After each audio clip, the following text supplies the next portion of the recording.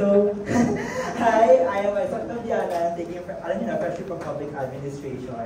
And, bukod sa iba pang mga hobbies natin sa buhay, ay nag-i-speech therapy tayo. So, ayun, after my self-introduction of my sarili kong boses, ano yung napansin nyo sa akin? Pero hindi ko na need ng sagot nyo right now, no? Kasi naalala ko na meron naman tayong activity early sem na ito. Yung pinakita ko sa inyo, yung pinakita natin sa isa't isa yung mga pictures that best represents ourselves. So, andyan, nag-comment kayo dyan. Ito nga, nandito pa nga sa akin yung kopya. Ayan, ano ba mga pinagsasabi nyo sa akin? Diyan sa picture na yan. Ayan. Friendly, confident, slay, kanal, extroverted, malakas tumawa, creative, approachable. And ito yung mga lagi ko nang naririnig all over the years. And parang sabi ko, yes, successfully consistent ako sa personality ko. And at the same time, nalungkot din ako. Nalungkot kasi parang pare-parehas na yung personality ko. Parang din ako nag-rebrand after high school, din ako nag-rebrand during college. And ayun, so parang deeply rooted siya kung sino ako. So, paano kung ito yung pictures na pinakita ko sa inyo? Alright, ayan. Prediction for posting mo kang straight version.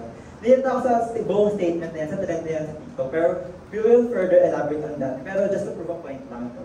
So, ayan. Napakita ko sa inyo kung ano yung straight version. Pero bading naman talaga. Namba ko! Oh my God! Crush ko yan eh. Ayan. Paano kung yan yung pinakita ko sa inyo pictures during that day? Makakakuha ko din ba ako ng slay? Pwede naman. Kasi mukha pa din mo siyang bading. Baka naman siya maging friendly, funny, creative,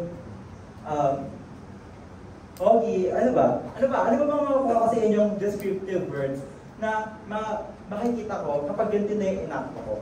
Kasi, kasi, what if hindi ako halata? Kasi yun yung point natin for today. Kasi yung word na halata is deeply rooted sa pagiging feminine, pagiging magaslaw, malambot. And what if hindi ako halata? Or in short terms, or in English terms, what if I'm a masculine gay man? Pero ano what if hindi halata? Ever since childhood pa lang, no? Ganyan, kitang-kita mo naman sa pag-post natin ganyan. May pa-furble kasi akla.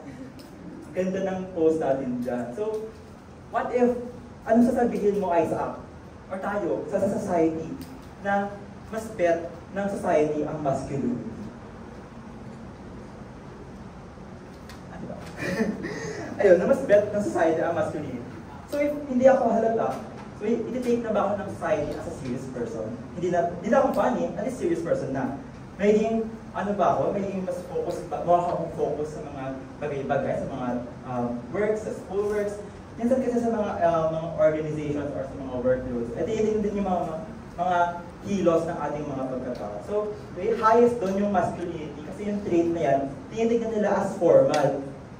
Tinitignan nila yung masculinity na parang, mas serious siya, hindi na tulad ng femininity na, or di ka tulad ng pagiging halata ng, ay, baka i-joke niya lang itong mga trabaho natin, or baka hindi siya maging consistent sa kanyang work ethics. Ayan, so, isang example dyan na mas prove natin na mas bet nga ng society ang masculinity is, itong tweet na to, ayan. Ano lang pala, content warning na i-dito sa salita yung sexual content and so di kayo comfortable that is okay. So ayan, mas bet nga ng society ang masculinity. Kasi dito sa post na to, ayan, xenophobia is alive and well. Kasi nag-post siya ng dalawang picture niya sa sarili niya. Which is, itong pagiging strong, then brusco, masculinity abs, may mas ang laking tao, roar. As yung isang picture, ay ayan, ganda-gandahan si ante o pa, ganyan. Tapos, hulaan nyo kung ano yung mas maraming likes. Galing! Tama. Yung mas kaliwa. Doon sa kaliwa, yung mas maraming likes. Kasi nga, masculine siya dyan, mas mukha siyang appealing, mas mukha siyang, hindi na siya ng society as guwapo or mas pogi. Kasi nga, pag masculine, iba na yung tingin ng society. So, hindi naman kasi talaga ako informed na kahit parehas kayong bakla, ay mas bakla pa sa isang bakla. Ayan, natuloy nga na sinabi ko dyan.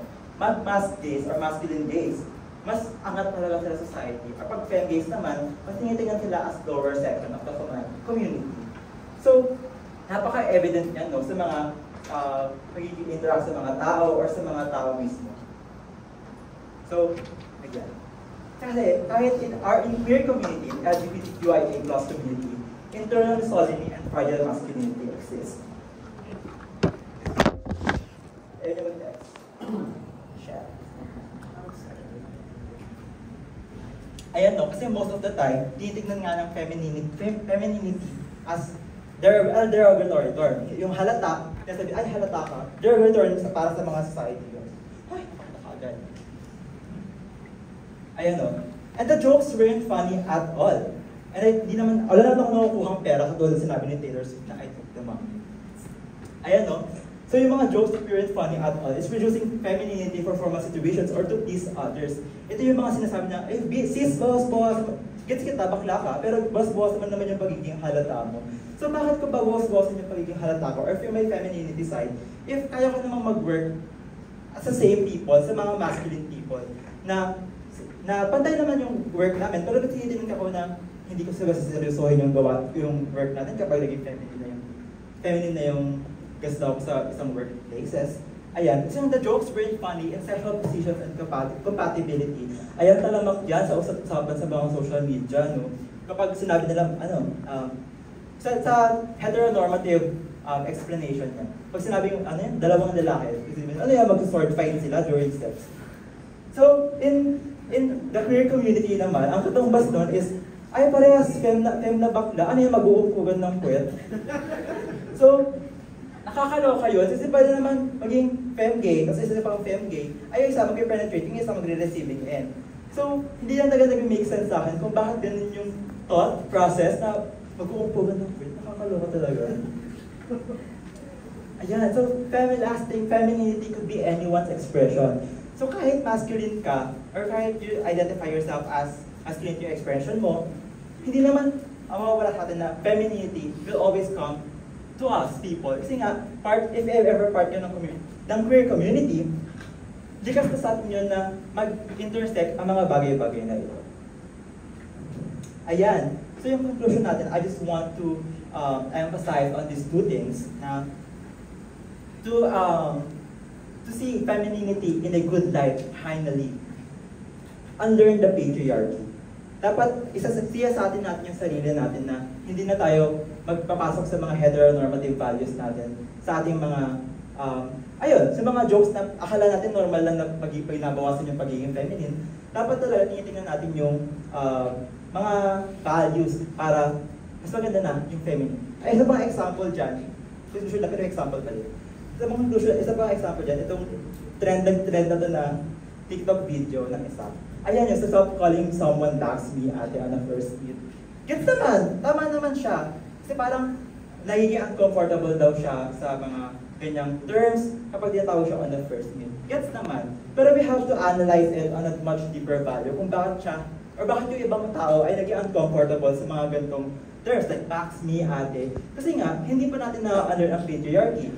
Itong mga in queer community, most likely, itong mga terms na tax me ate is a neutral term na. Hindi na natin siya view as, ay pang babae lang yan, ay pang bakla lang yan. Kasi, tinitingnan din natin to sa isang pang viewpoint na kapag tinawag ng mga lalaki yung mga babae or yung mga ibang bakla na, uy bro, uy pre, ba't parang wala namang umaangan kapag tinatawag silang bro and pre? So, malayo pa talaga yung laban natin para sa equalidad at yung pagkakawala ng discrimination against this term. Ayun, tama. So ayan, after we unlearn the patriarchy, we embrace femininity. Finally, pero malayo pa nga katulad ng sinabi ko na, pero once we reach this embracing of femininity, feeling natin tanggap na tayo ng mga komunidad. At wala na tayong mga terms or labels pa na titignan natin na as masculine lang or for feminine lang. So, what if hindi ako halata? Maybe hindi na ako to. Hindi na ako nagsuot ng mga heteronormative na things na ito, ang tawag ito. Basta ito, headband, yung purple shirts, white long pants, and etc. etc. Hindi ako aaktong magaslaw, malambot, hindi ako ginalaw ko lagi siguro. Hindi na ako yun. Hindi na si Isaac Tabianan yun. Ibang tao na siya na hindi malaya sa kanyang expression. So what if hindi ako halata? Lalo akong pa dyan, gusto kong maging halata. Salamat, maraming salamat.